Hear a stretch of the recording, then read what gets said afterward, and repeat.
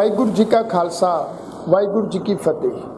गुरु रूप गुरु प्यारी साध संगत जीओ, आओ गुरबाणी सीखिए। अज के इस प्रोग्राम के विच मैं आप समूह सिख संगतां दे सन्मुख गुरबाणी व्याकरण का अज 6वां चैप्टर लैके हाज़र होया हाँ।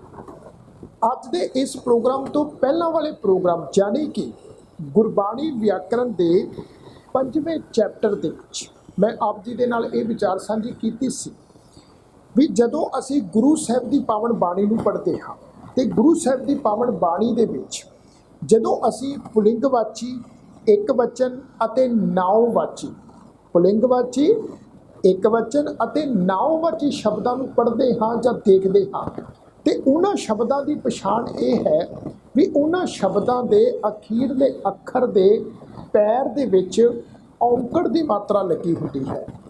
जिवें कि असी गुरु साहब की पावन बाणी विचों शब्द पढ़ते हैं जी, हथ हथ शब्द तुसी हथ शब्द गुरु साहब की बाणी चों पढ़ोगे। जिवें दूर क्यों जाइए आपां जपजी साहब की बाणी पढ़ते हैं जी, भरीए हथ पैर तन दे, उत्थे 3 शब्द आ जी, हथ फिर है जी पैर फिर है जी तन।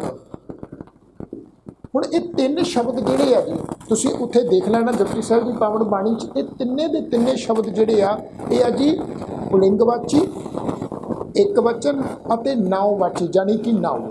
हुण इन्हां शब्दां दी पछाण की है जी, इन्हां शब्दां दे अखीर दे अखर दे पैर विच औंकड़ की मात्रा लगी हुई है जी। हथ थत्थे दे पैर च औंकड़ की मात्रा है, पैर राजे दे पैर विच औंकड़ की मात्रा है, तन नन्हे दे पैर विच औंकड़ की मात्रा लगी है। अते 5वें चैप्टर विच नालों नाल मैं आप जी नाल ये विचार साझे कीते सी भी जदों असी विशेषणवाची शब्दां की गल करते हाँ, क्योंकि 5वां चैप्टर अते अज दा ये 6वां चैप्टर इन्हां दोहां चैप्टर दे विच मैं आप जी दे नाल विशेषणवाची शब्दां दे संबंध विच ही जिहड़ी है वो जानकारी साझी कर रहा हाँ। ते विशेषणवाची शब्द जिहड़े हन उन्हां दी पछाण की है, इहनूं सुणो जी ध्यान दे नाल। 5वें चैप्टर विच मैं आप जी नाल बेनती साझी कीती सी भी जिस टाइप का जिस तरह का पुलिंगवाची एक वचन नाउवाची शब्द हुंदा है उसे ही तरह का उस शब्द का विशेषण भी हुंदा है। यानी कि जेकर पुलिंगवाची एक वचन अते नाउवाची शब्द की पछाण है भी उस शब्द के अखीरले अखर नूं औंकड़ की मात्रा लगी हुई है तो इसे ही शब्द का जिहड़ा विशेषणवाची शब्द होएगा उस शब्द के भी अखीरले अखर नूं औंकड़ की मात्रा लगी होएगी। यानी कि हाथ बहुत सुंदर है, पैर बहुत सुंदर है, तन बहुत सुंदर है। हुण जिहड़ा सुंदर शब्द है जी, सुंदर शब्द हुण सुंदर शब्द हथ शब्द या पैर शब्द या तन शब्द का सुंदर शब्द की हो गया जी, विशेषण हो गया। क्योंकि सुंदर शब्द जिहड़ा है वो हथ पैर अते तन इन्हां 3 शब्दां की विशेषता दस रहा है। हथ शब्द की विशेषता है सुंदर है, पैर शब्द की विशेषता भी पैर सुंदर है, तन शब्द की विशेषता है भी तन सुंदर है। हुण हूबहू ये जिहड़ा शब्द आ तुसीं देखो भी जे पुलिंगवाची एक वचन नाउवाची शब्द के अखीरले अखर नूं औंकड़ लगी है तो जिहड़ा इन्हां शब्दां दा विशेषण है उस विशेषणवाची शब्द के भी अखीरले अखर दे पैर विच औंकड़ की मात्रा लगी हुई है।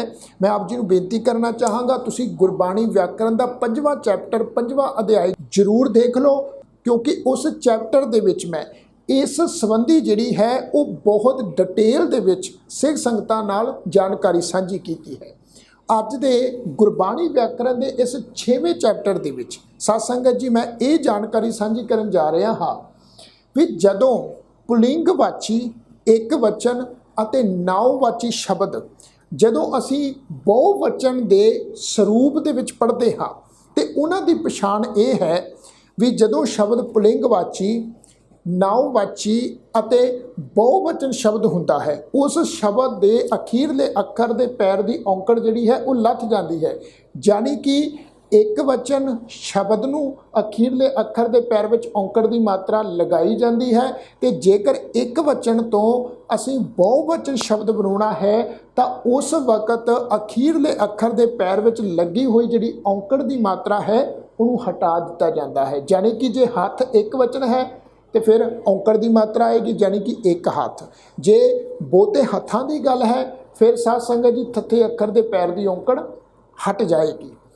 एक पैर है, रारे अखर के पैर च औंकड़ की मात्रा लगी है। जे बहुते पैरों की गल असी करांगे तो फिर रारे अखर की औंकड़ की मात्रा हट जाएगी। जे एक तन है, एक शरीर है, तो तन नन्हे दे पैर में औंकड़ की मात्रा लगेगी। जेकर बहुते तन हैं, बहुते शरीर हैं, फिर नन्हे अखर के पैर की औंकड़ जिहड़ी है वो हट जाएगी। यह है एक वचन तो बहुवचन पुलिंगवाची बहुवचन शब्द नाउवाची शब्द अते पुलिंगवाची नाउवाची बहुवचन शब्दों का जिहड़ा विशेषण हुंदा है, विशेषणवाची शब्द, विशेषणवाची शब्द भी जिहड़ा है वो हूबहू उसे ही तरह का हुंदा है। जेकर बहुते हत्थ हैं, बहुते पैर हैं, बहुते तन हैं, हुण इन्हां शब्दों की जिहड़ी विशेषता है वो विशेषता भी जिहड़ी है वो बहुती होवेगी। यानी कि विशेषणवाची शब्द का जिहड़ा अखीरला अखर होवेगा उस अखर के पैर की जिहड़ी औंकड़ है वो हट जाएगी। हत्थ बहुते अच्छी, बहुते हत्थ सुंदर हैं, फिर सुंदर रारे अखर के पैर की औंकड़ नहीं आएगी। पैर बहुते पैर सुंदर हैं, फिर सुंदर पैर रारा अखर मुक्ता रहेगा। तन बहुते तन सुंदर हैं तो रारा अखर फिर इत्थे भी मुक्ता रहेगा। मैं इत्थे डेफिनेशन भी साध संगत जी लिखी हुई है, तुसी पढ़ सकते हो। पुलिंगवाची बहुवचन नाउवाची यानी कि नाउन वाले जिहड़े शब्द दा आखिरी अखर जिहड़ा है वो मुक्ता हुंदा है। इसे तरह पुलिंग बहुवचन नाउवाची यानी कि नाउन वाला शब्द का विशेषण वाला शब्द भी जिहड़ा है वो आखिरी अखर जिहड़ा है वो मुक्ता हुंदा है। साध संगत जी एक बार मैं फिर तो रिपीट बेनती कर रहा हाँ, क्योंकि गुरबाणी व्याकरण का मैं बेनती करना चाहांगा जिहड़ा विशा है ये थोड़ा विशा डीप है, यानी कि थोड़ा विशा जिहड़ा है ये समझण दे विच इस विषय नूं थोड़ी सानूं औखियाई प्रतीत होंदी है। पर जेकर असी ध्यान देवांगे, असी पूरी अटैंशन दे नाल समझांगे तो फिर मैनूं लगदा है भी इनूं समझण विच सानूं औखियाई भी नहीं आएगी। हुण साध संगत जी इत्थे गुरु साहिब की पावन बाणी दे विचों मैं कुछ उदाहरण स्वरूप जिहड़े शब्द ने गुरबाणी दीयां पंक्तियां जिहड़ियां हन वो इत्थे नोट कीतियां होईयां ने, तुसीं इन्हां नूं ध्यान नाल देखो। पहली गुरबाणी की पंक्ति है जी, आपां जपजी साहिब की पावन बाणी चों शब्द पढ़ते हैं, अमुल गुण अमुल वापार।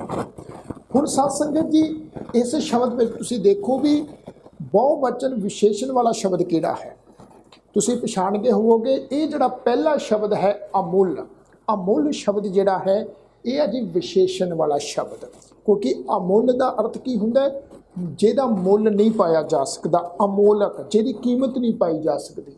गुरु नानक पातशाह जी फरमा रहे आ भी जो परमेश्वर के गुण हैं, हुण गुण नाड़ा अखर मुक्ता है, इत्थे साध संगत जी औंकड़ की मात्रा नहीं लगी हुई, तो गुण जिहड़ा शब्द है ये बहुवचन है शब्द। पुलिंगवाची एक वचन शब्द है जी ये, पर है बहुवचन यानी कि बहुत सारे गुण परमात्मा के बहुत सारे गुण ने, तो वो जिहड़े बहुत सारे गुण हैं परमेश्वर के वो की है जी वो अमोलक हैं, उन्होंने मुल नहीं पाया जा सकता। तो पुलिंगवाची नाउवाची बहुवचन शब्द का जिहड़ा विशेषण है वो भी साध संगत जी औंकड़ तो रहत है। अमुल गुण अमुल व्यापार, परमात्मा जी के गुणों का व्यापार जिहड़ा है वो भी की है जी अमोलक है, वह भी मुल नहीं पाया जा सकता। व्यापार शब्द ये साध संगत जी पुलिंगवाची बहुवचन शब्द है। नाउवाची शब्द रारा अखर, ये अखर के पैर च औंकड़ की मात्रा नहीं लगी हुई। इस तरह अमुल शब्द लले अखर के पैर च औंकड़ की मात्रा नहीं लगी हुई। आपां गुरु साहिब की पावन बाणी दे विचों होर शब्द देखते हैं। गुरु साहिब जी की पावन बाणी के अंक नंबर 813 ते बिलावल राग च गुरु अर्जन साहिब जी की पावन बाणी का शब्द होंदा है, अमृत गुण संत बोलते सुन मनै पिलावों। हुण इस गुरबाणी की पंक्ति विशेषणवाची शब्द किहड़ा जी भला, थोड़ा गैस करो तुसीं। विशेषणवाची शब्द है किहड़ा जी, अमृत शब्द विशेषणवाची शब्द है। अमृत शब्द यानी कि आत्मक जीवन प्रदान करने वाला, तो अमृत शब्द जिहड़ा है वो है जी विशेषणवाची शब्द। किहदा विशेषण है जी? विशेषण है साध संगत जी गुण शब्द का। गुण यानी कि प्रभु दे गुण। गुण की है बहुते है जी। तो नाना अखर मुक्ता है, बहुवचन है।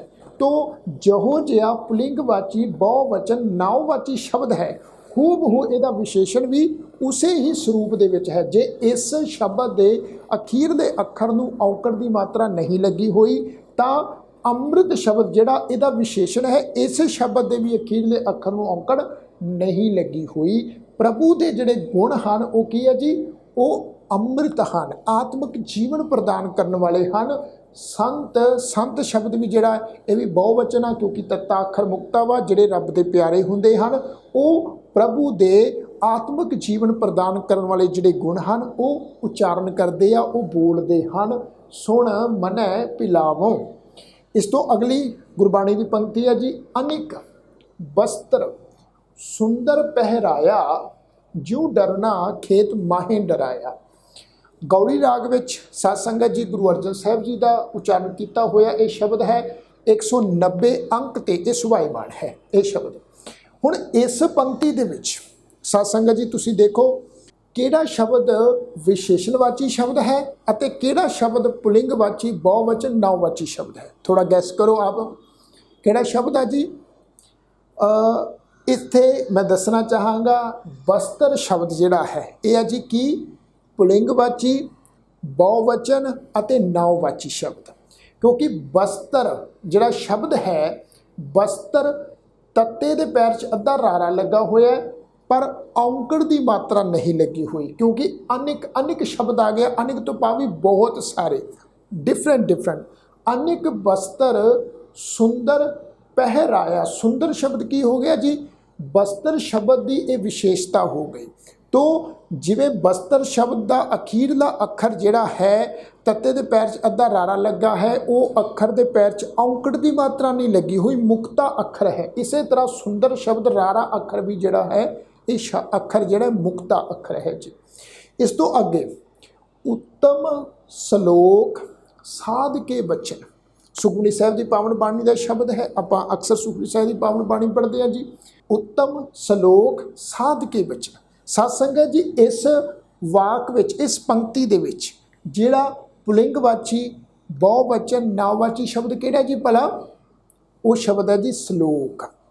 श्लोक तुसी देखो सस्सा लल्ले नूं होड़ा कक्का अखर की है जी मुक्ता।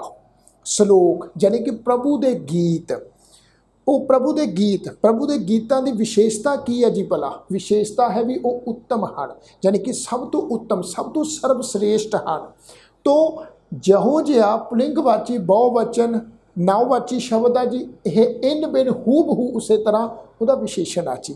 तो कक्का अखर मुक्ता है इसे तरह उत्तम मम्मे अखर के पैर च भी औंकड़ की मात्रा नहीं लगी हुई। मैं उम्मीद करदा भी तुहानूं ये जरूर विचार समझ विच आ रही होवेगी।